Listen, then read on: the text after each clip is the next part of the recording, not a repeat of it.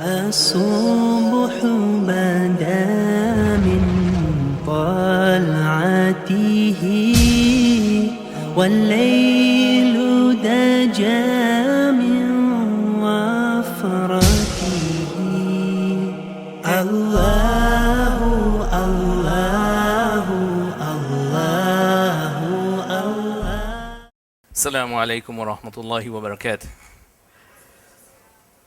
الحمد لله نحمده ونستعينه ونستغفره ونؤمن به ونتوكل عليه ونعوذ بالله من شرور أنفسنا ومن سيئات أعمالنا من يهده الله فلا مضل له ومن يضلله فلا هادي له وأشهد أن لا إله إلا الله وحده لا شريك له وأشهد أن محمدا عبده ورسوله. Alhamdulillah, all praises due to Allah subhanahu wa ta'ala, our creator, who has fashioned us and made us into the perfect beings.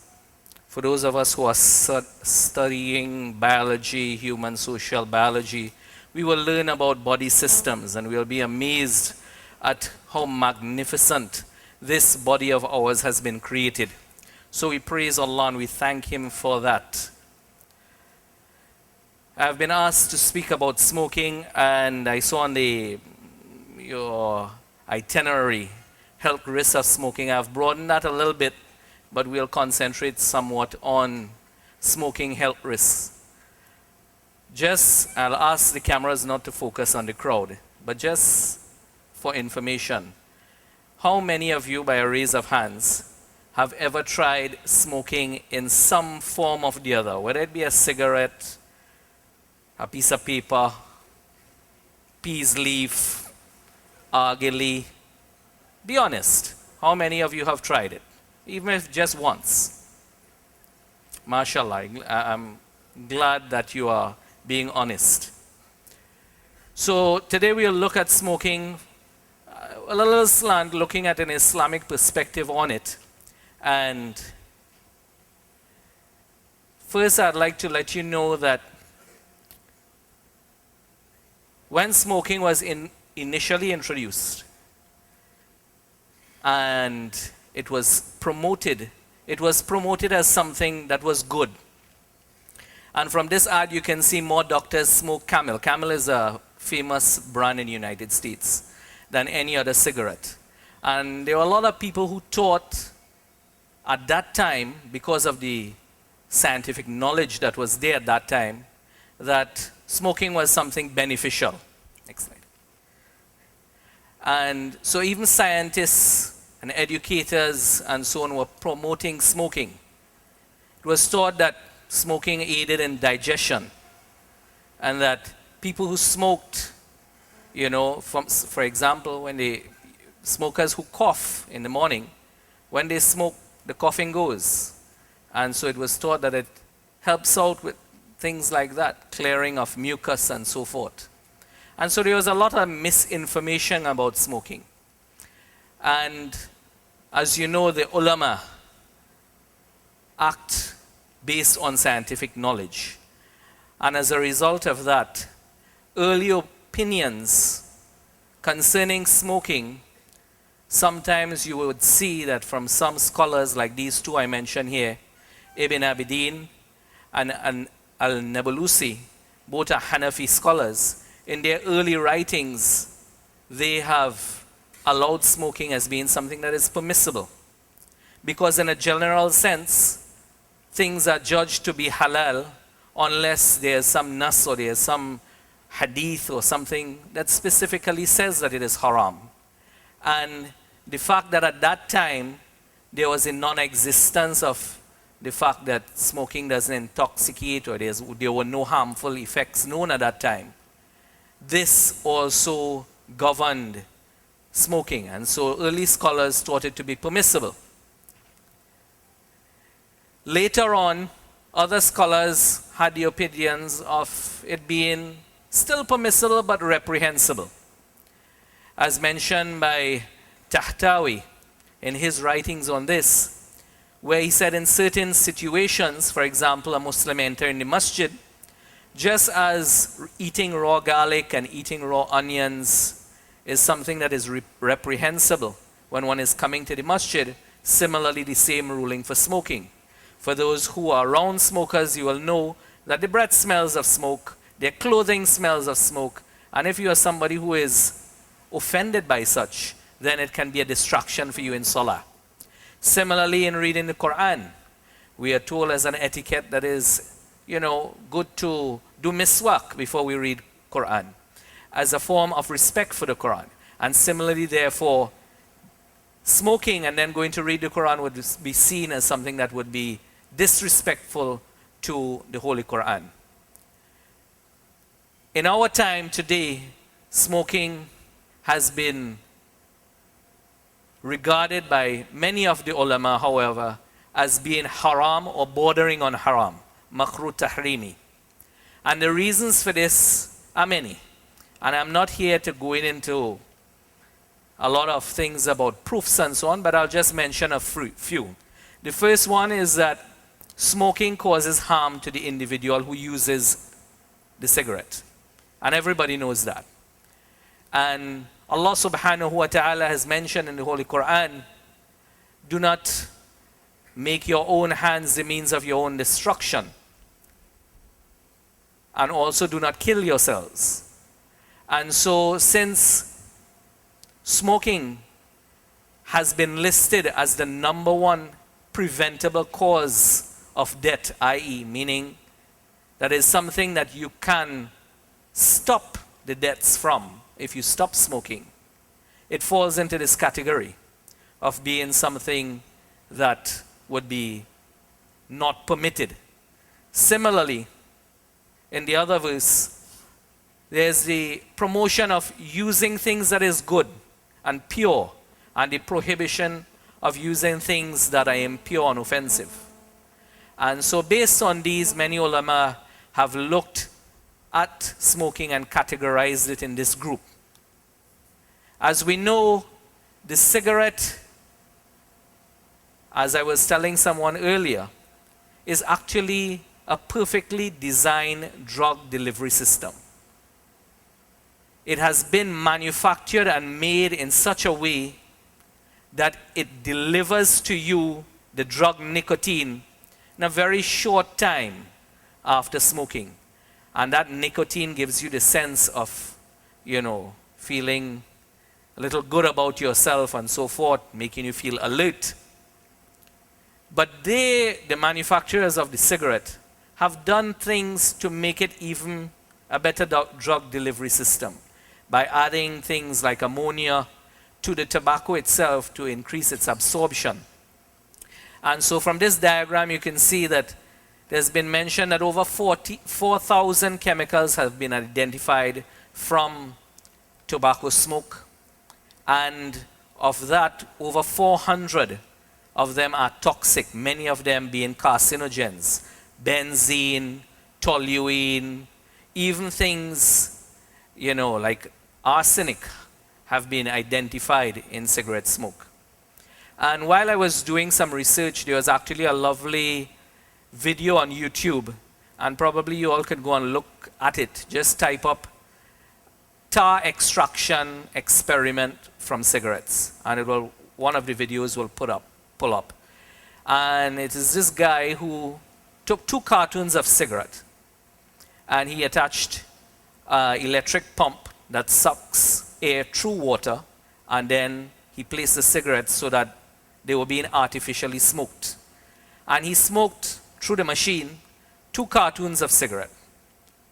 And then the water that was the filter, he then took that and boiled it on a regular stove. And from that, he extracted approximately a large tablespoon of pure tar like you would find in the pitch lake. And this is 2 cartons of cigarette. It is estimated that a person who smokes 1 pack of cigarette a day over the course of a year would have ingested into his lungs approximately half a liter of tar, pure coal tar. And what happens when we smoke? As soon as you light up the cigarette and you put it to your mouth, the first thing is that the smoke envelops your eyes, your nose. So for those who have smoked, they would have experienced runny eyes, runny nose, or burning sensation in the eyes. As soon as you take the first inhalation, the smoke paralyzes something called the cilia, which are very, very tiny hairs that line our respiratory tract. And those hairs are normally beating very fast and taking the things like dust and very small particles out of our lungs. They are the chimney sweepers, things that are cleaning out our lungs. And as soon as we smoke, these things become paralyzed. So they stop working. And some of them even die. And so we inhibit the normal functioning of our lungs and the normal clearing effect that the lungs have. Later on in the day, especially when you go to sleep, these cilia start back working. But now they have a lot of stuff to bring up. And so smokers will get up in the morning and start to cough. And that is something, if you have had parents or other people who are smokers, you will notice. When they get up in the morning, the first thing they get up to is a cough. Because there's a lot of phlegm that has come up and is somewhere there, and they need to bring it out. And strangely enough, if they go and they smoke a cigarette, the cough stops. Because now the cilia is shut off again. So they feel, okay, well, this cigarette is good for the cough. But in fact, it is not. And so this is a diagram of a smoker's lung and a non-smoker lung. And you can see the black tar deposits that envelop the entire lung over the period of time. And this is what a smoker's lung would look like. And consequently, what happens is that this person will now start to develop from the ingested toxins cancers of all type and fashion. The most common being lung cancer. This is a cancer affecting the neck and throat area.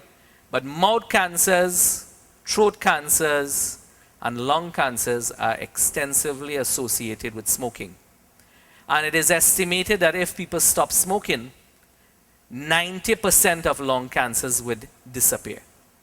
And it would not be as common as it is. Next. Smoking, besides causing lung cancer, is also associated with cardiovascular disease, heart disease. So people can get strokes, they can get hardening of the arteries, which is called atherosclerosis. And then sometimes because of the hardening of these arteries, you get formation of clots in certain limbs. And in this case, this person had a clot that developed in the foot and resulted in gangrene and rotting off of that toe and that digit that you're seeing. If that clot develops in the brain, you get a stroke. So all these things have been clearly shown to have come from smoking.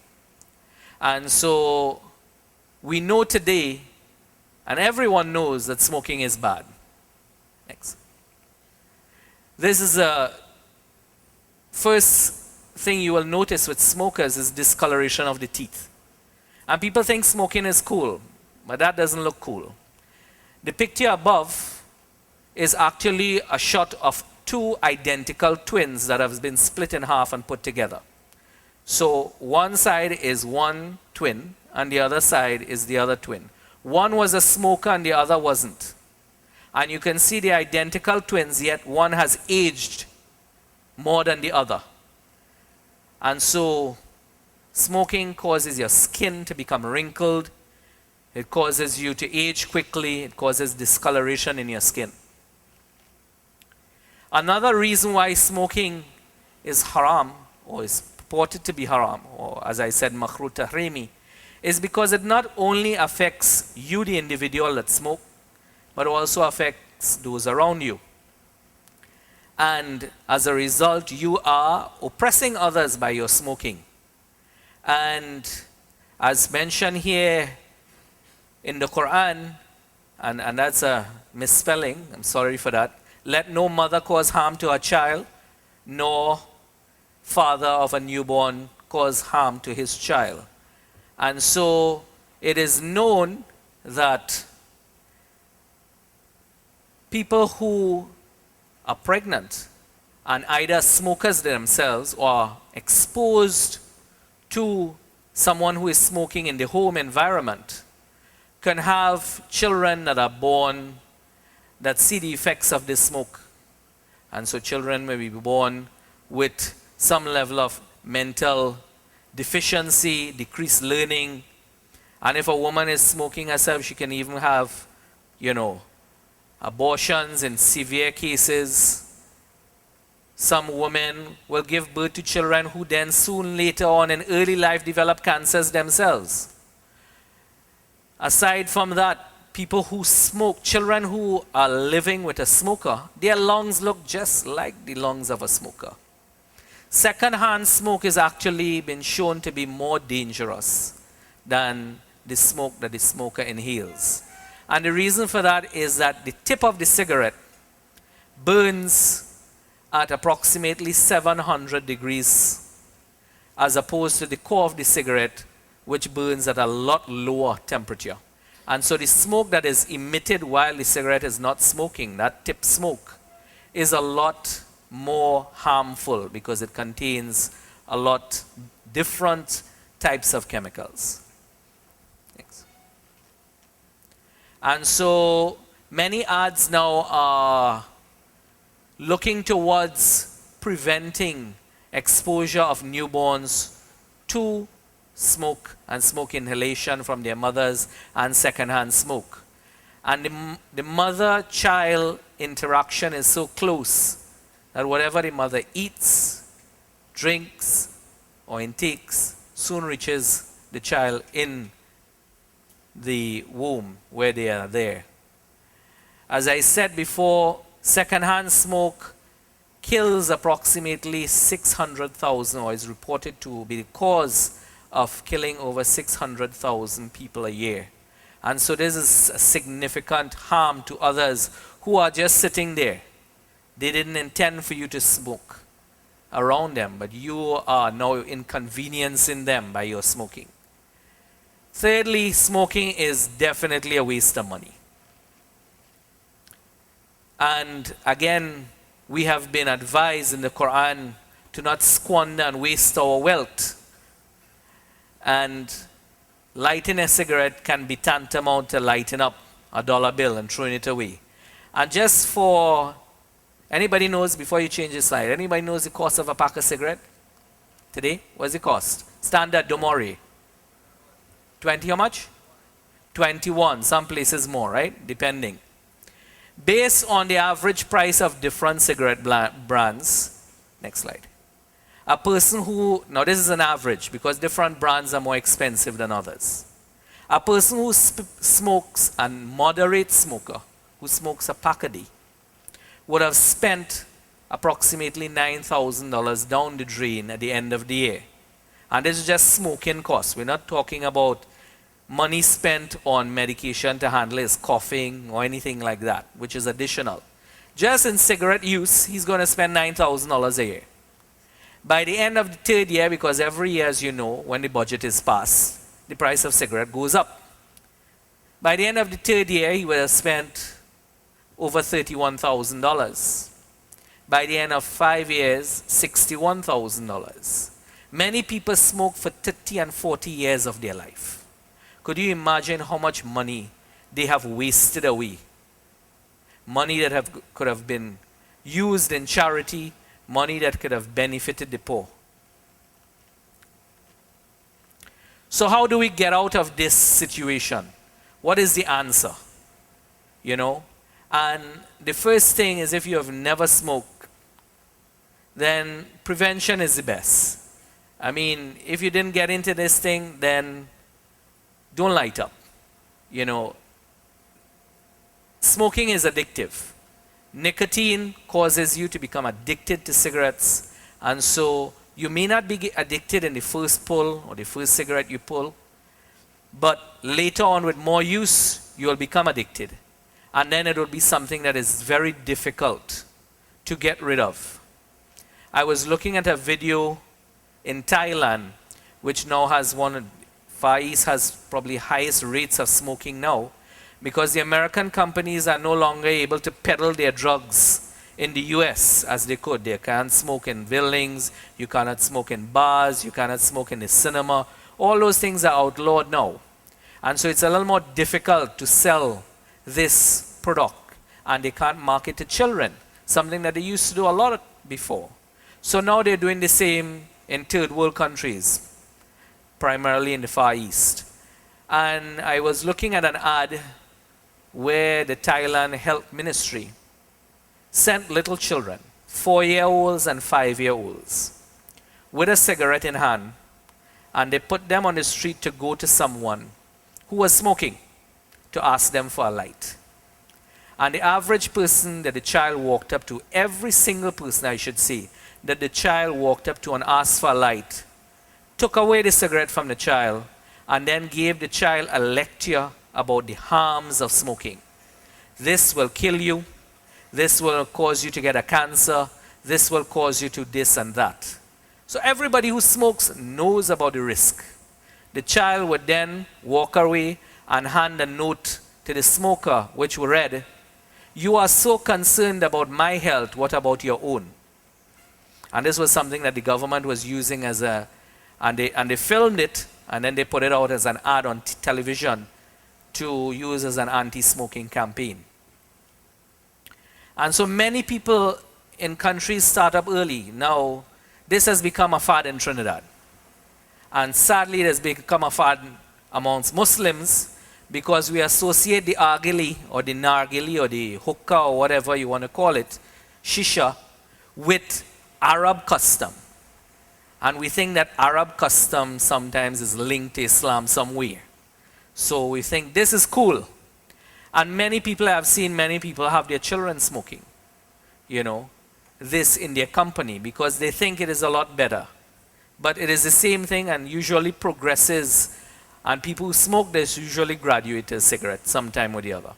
Next. So as youths, what I will tell you is, firstly, don't be pressured.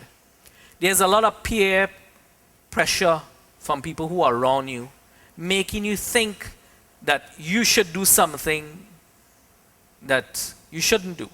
And this is the case not only with smoking, but with many things. Most people who involve themselves in drinking, smoking, gambling, and other wrongdoings, including, things that may lead to adultery and fornication and so on, came from peer pressure. Somebody, your friends are doing it, and you don't want to be left out. But this is not something cool. How would, getting yellow teeth or bad breath or becoming impotent, because smoking has been shown in people over the age of 30, 40 who have been smokers to be a major cause of erectile dysfunction, or what we say as the cigarette implies, not being able to get it up. All right? And so smokers are 50% more likely to suffer from this than non-smokers. So how can that be cool? So, as we said before, you should not smoke, and there are many reasons. One, the Islamic reasons, and that should be paramount. Whether it's haram or whether it's makruh tahrimi, it doesn't matter. It is not something, it's a bad habit, and it is not something that will take you closer to Allah. So, if that is your aim in life, to please Allah and to become closer to Allah, then why smoke?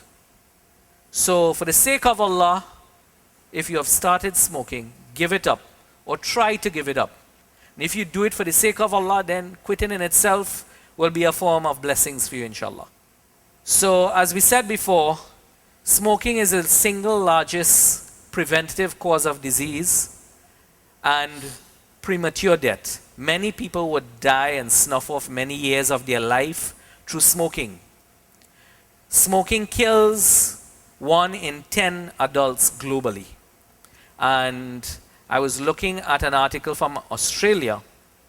It said that in 1,000 youths that die in Australia at present, close to half of them were smokers and died from smoking-related disease. And this is youths.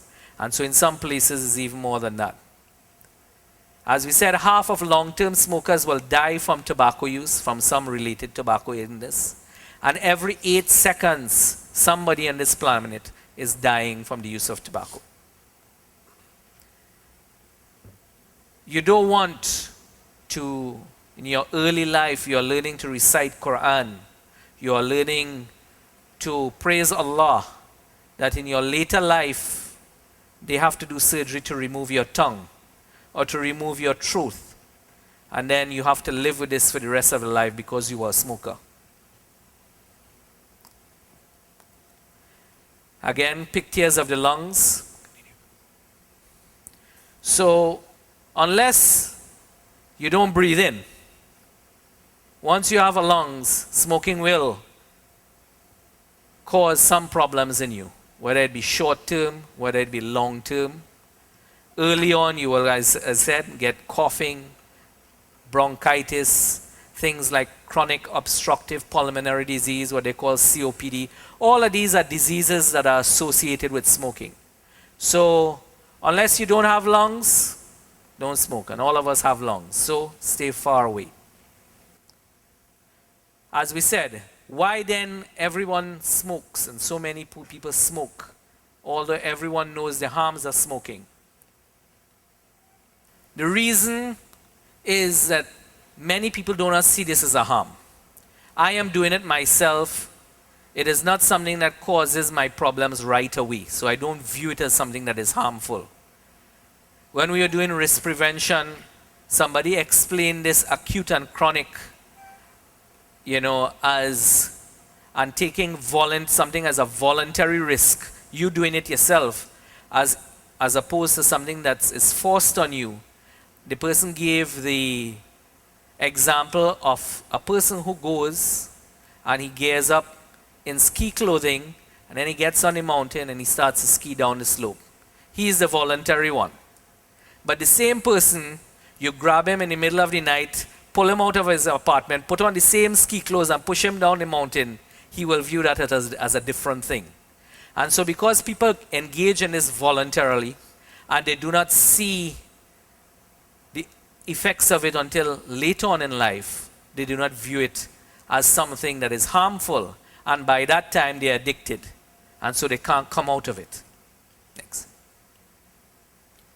Many people have tried quitting themselves, and now they are addicted and they have failed.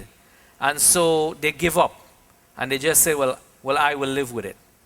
So just to sum up quickly, I will go through these quickly because this is not really a medical session. But there are different ways to quit. And many people try cold turkey, which is, I am just going to stop. And that doesn't have good success rates because, as I said, this is an addiction and your body has become used to smoking. From the time you stop smoking, you will develop cravings. You want a cigarette. And so I'm sure everyone here have seen that as the fast is broken, there are a few brothers who go outside by the door and light up. They've been waiting for the entire day while they were fasting to get a cigarette in their mouth. So they're trying to get one even before Maghrib. They're trying to pull a little thing before they read Maghrib Salat. And so that is because of addiction. There are many ways, and this is just one way to stop quitting. The first thing I advise you is to admit that you have a problem. If you have parents who will not understand, sit them down with another relative and say, here what? Dad, Mom, I am smoking, but I want to get out of it, and I need your help.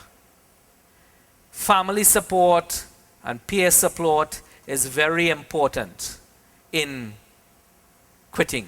People reminding you all the time that they're proud of you. All those things aid in quitting. And so you set a quit date, some date that is important to you, that you're going to stop smoking. And you let people know, I'm going to stop smoking at such and such a date. And let them encourage you. Obviously, make a lot of dua because all help comes from Allah. There are many physicians now that are specializing in the area of, smoking cessation. And just like weight loss clinics, they are setting up things where they advise you. Some of them are using medications, and there are medications that are available to assist you in smoking. One of them acts as a antidepressant so that you feel good about yourself and you don't, miss it too much. There are others that are called nicotine replacement therapy, NRTs, that don't make you feel that craving. And so there are many things that are available, and you really need to consult with your physician, your family doctor, about what is available, so that by the date that you are ready to stop, you're going into this mission fully prepared. Because once you fail, it is always a lot more difficult to try and quit a second time. All right? And so this slide tells you about some of those things, but we will run through that. So there are many things: patches, nicotine gum, there's some new electronic cigarettes that are available. Many people may have seen them and so on around. So those are things also to help you with quitting. All right? When you've started on your quit program, then you need to stay quit.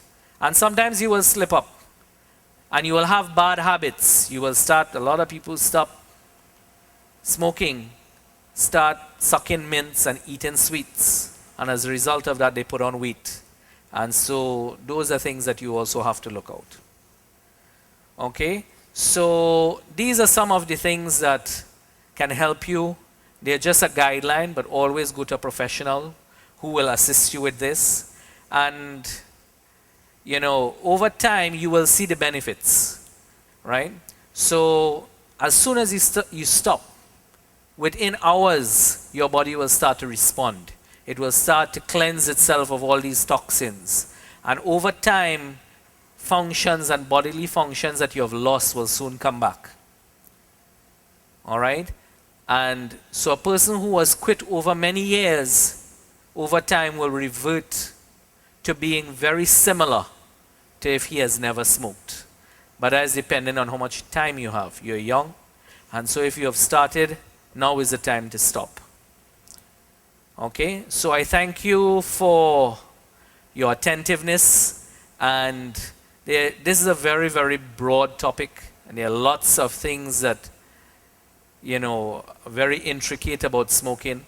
This slide here indicates light cigarettes will give you light cancer. It's a joke, obviously. There's nothing like light cancer. But just to point out the fact that a lot of people think, well, instead of smoking regular cigarette, the first thing I will do is smoke a light.